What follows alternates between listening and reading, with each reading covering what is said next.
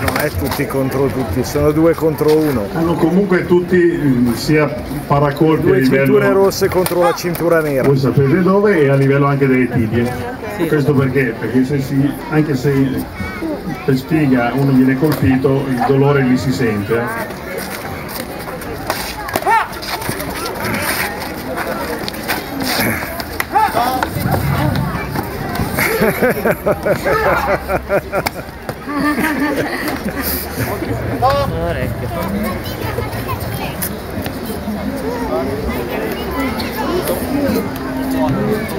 Sempre il saluto, perché non portano rancore dopo le botte che si danno, comunque nessuno porta rancore. Diciamo che il bello di queste discipline